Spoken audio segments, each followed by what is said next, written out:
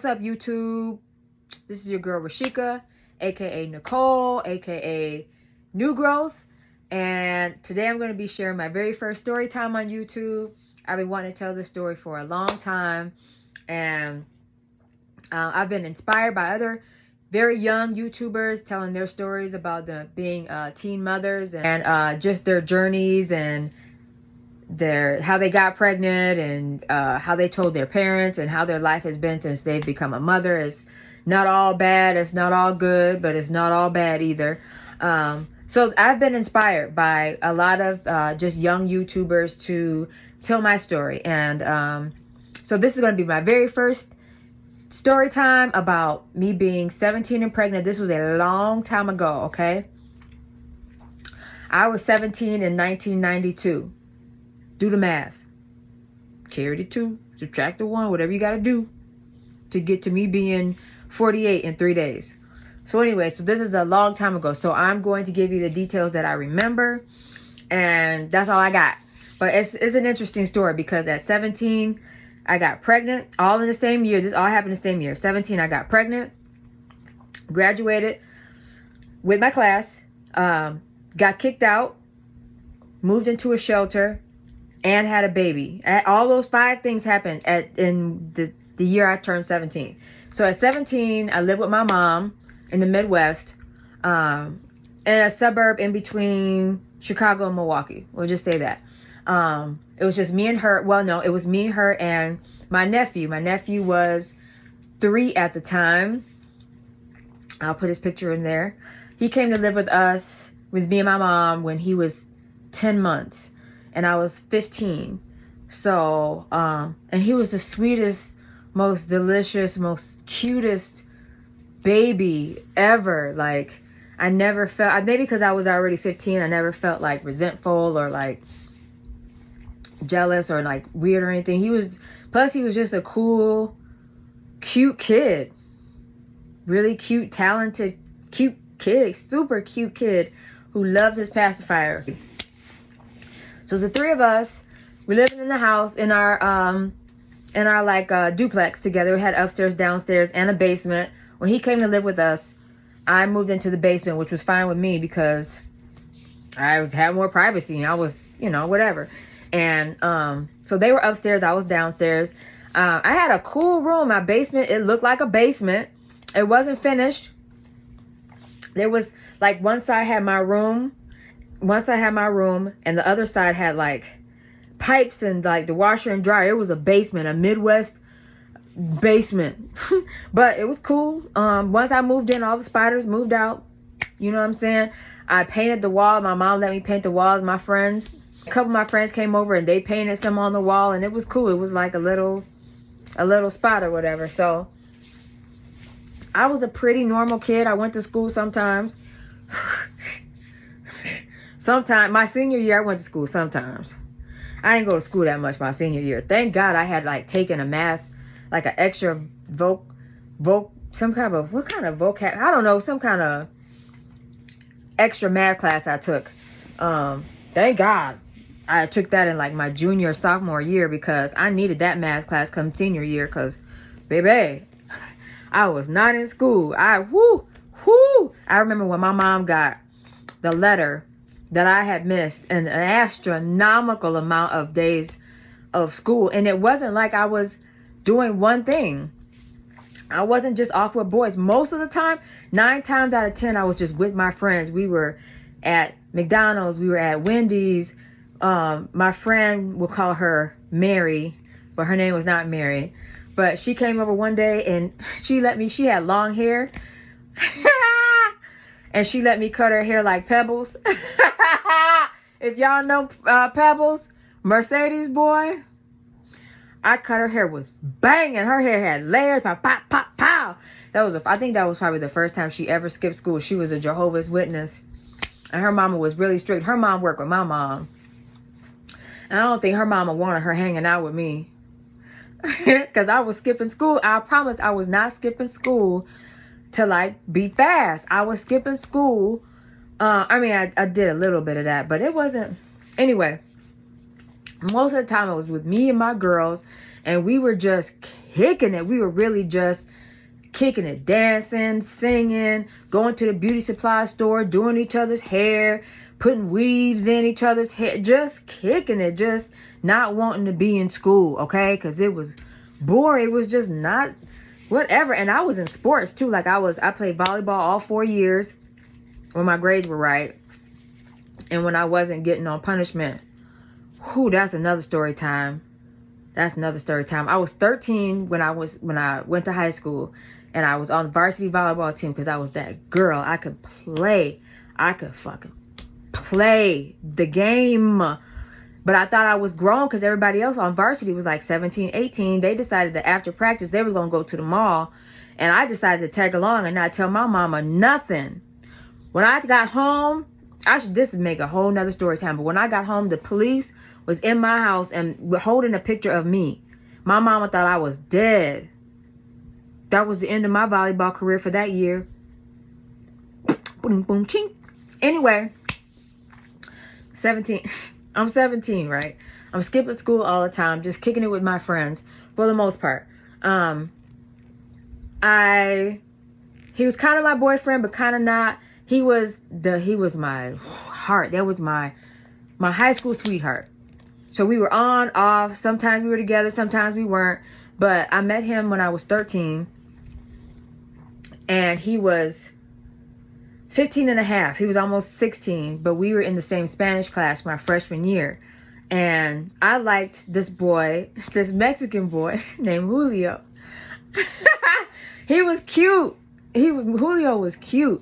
I don't think he was in the right grade, though, because we were both freshmen. I think he was like 16. But he was cute. I don't know if he was the brightest crayon in the box, but he was cute. And I liked him. And he liked me too, but he had a girlfriend. He had a girlfriend. She could dance real good too, and she was skinny too, like me. But I had bigger titties. But anyways, y'all like my shirt? Anyways, we liked each other. I think we kissed a couple times. It was so just innocent and cute. Like nothing ever happened between us. Like there was no sex. There was never were naked together. There was nothing. We never did anything, but we just really liked each other. It was really, really cute. But at the same time, my daughter's father liked me. We were in Spanish class, and this boy used to always be like, you need to go talk to her. So I was like the skinny girl who played varsity volleyball, so people knew me. And I had big titties, y'all. My titties were, I was skinny. I was skinny, like 90 pounds, maybe 90 pounds, maybe not. But I had, but knockers. And you know, when you're skinny and you have big tits, they look even bigger. I look like the letter P, but I was cute. Like I had long hair. My hair grew back after a little incident that I did have with a curl. But anyway, that's another story time. And if you my age, you probably been through it too, where you thought you was going to have a curl and end up looking like Earl. But anyways, I was cute. And I was a freshman, and I didn't know nothing. I was a virgin, whatever. So anyway, me and Julio were kind of off and on. But I remember he broke up with me. He officially broke up with me because I wasn't going far enough with him sexually. And he said she was. And so he said that's where he was going to go. So I was like, okay, well, you ain't finna put your thing in me at 13. Then what are you talking about? What are you talking about? Anyway, we kissed and, touched each other and stuff. But I'm like, anyways. So that was a kind of dead deal. But then my daughter's father in Spanish class, because I liked a boy named Julio and we were learning Spanish, he would always call me, what's up, Cuatro de Julio? It's so stupid. It's so stupid now. But he would always be like, what's up, Cuatro de Julio? Just hating on me because I like the cute Mexican boy. And I didn't like him. I was into Julio. Why are you sweating me? Why are you trying? What's up, Cuatro de Julio?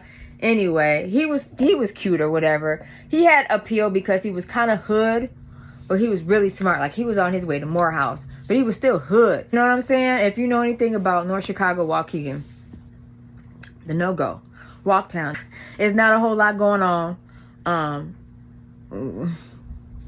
But anyways, he was that, but he was also very intelligent.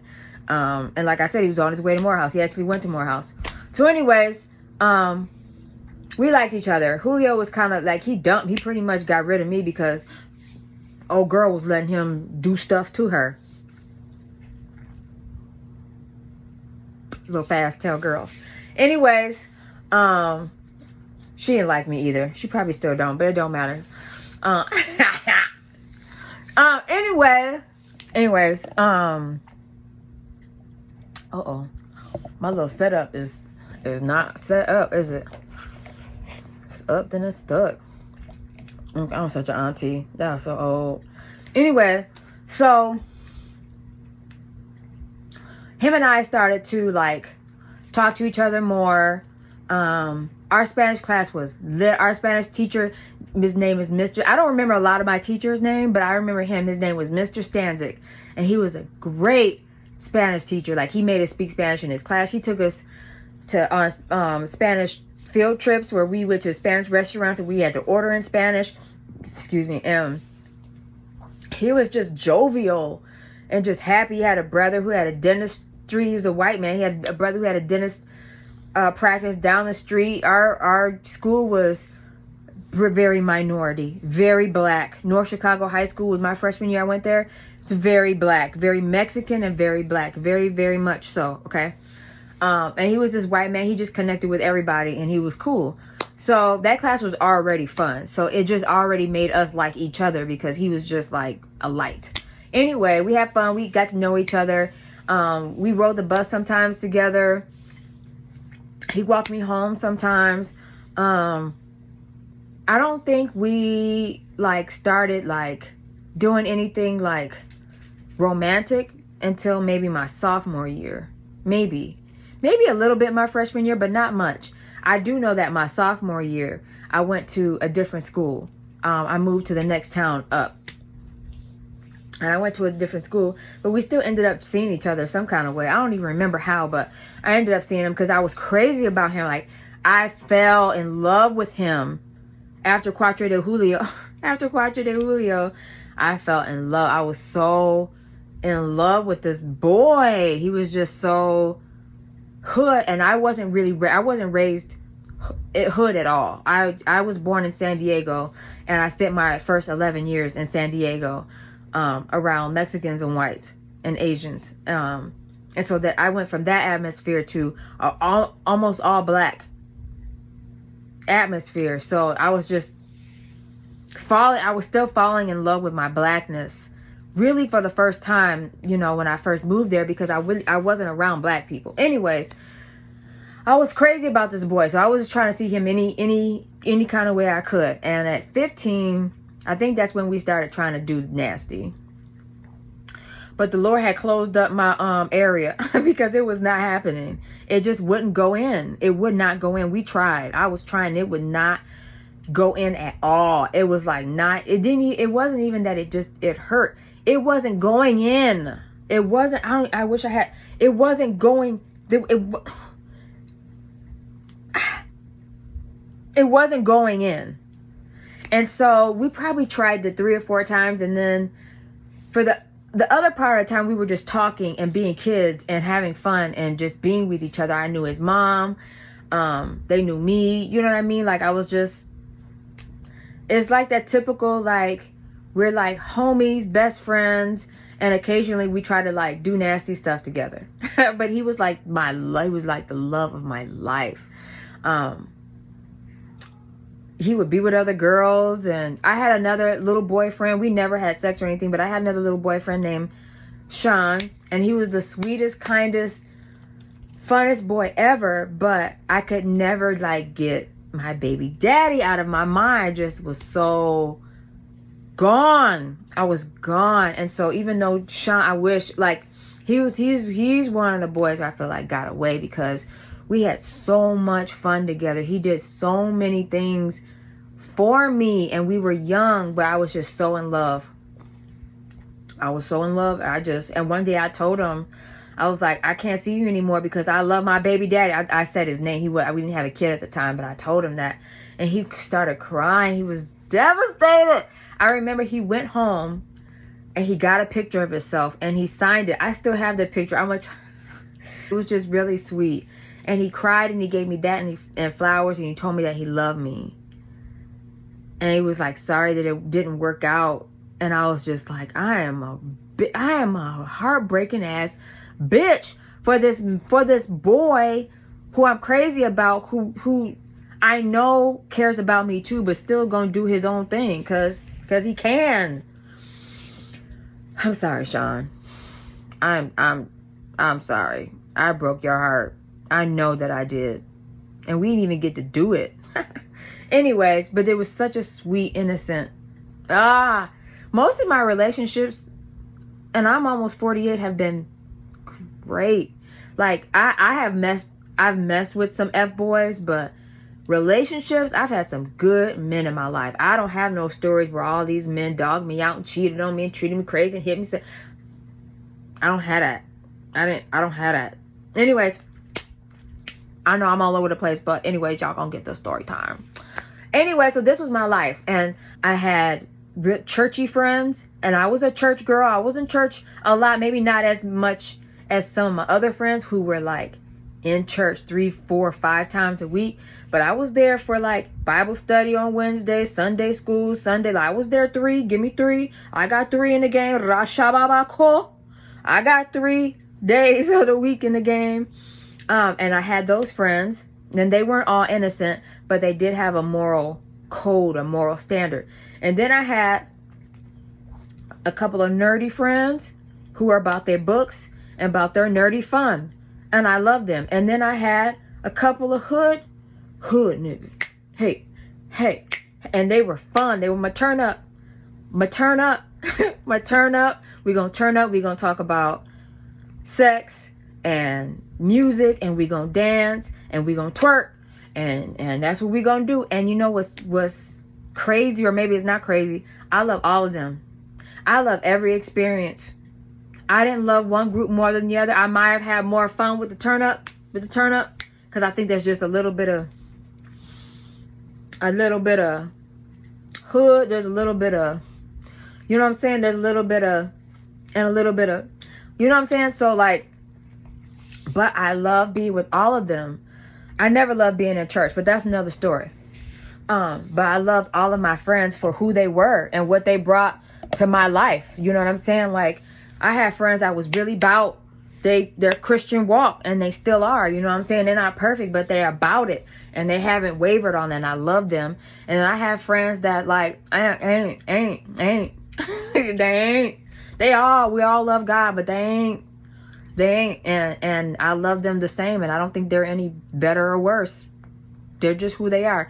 And I'm still that way. I still have those same churchy friends, and I still have a couple of friends that are a little hood, and then I have me. I'm in the middle, and I get along best with people who are in the middle. We love God and we're spiritual. I'm going way off on a tangent. This is supposed to be about me being 17 and pregnant, y'all. I done made 17 story times into one. Let's go back. We'll get into that other stuff later. Anyway, this was my life. I think I'm just trying to set up what my life was like. I had a good social life. When I went to school, I got good grades, but I didn't go to school often because, you know, I was rebelling. I wanted to do what I wanted to do. I wanted to have fun. There wasn't my mother was very much a provider. You would never know we were in a single parent home by what we had. What you got? Cabbage Patch Kids. I have twins. What you got? Atari 2600. I have the 5200. Who had that one? Not too many. Limited edition. Okay. I had all of the strawberry shortcake, lemon meringue. I had the strawberry shortcake canopy. Baby, listen. I had stuff. We had things. Okay. Single parent where? Always lived in a nice place. If we were ever broke, I never knew because no lights was ever turned off. I never hear my mom walk into another room like I had before to talk about how can I put 20 on it. Never. No. You know what I'm saying? Like, so it was we were very well taken care of. And my mom, she took us a lot of places. We traveled a lot. Like, we went to water parks and zoos and amusement parks and Disneyland, and like, she was a goer. My mom, like, before I became like an adult, like a teenager, kind of, she was a super fun mom. By the time it was 17 though, there was a disconnect, and she was more of just a provider, and there was not a whole lot of nurturing going on. I remember when I asked my mom about sex, and her exact words to me were, "You'll find it on the streets." You'll find out about it on the streets. And I surely did.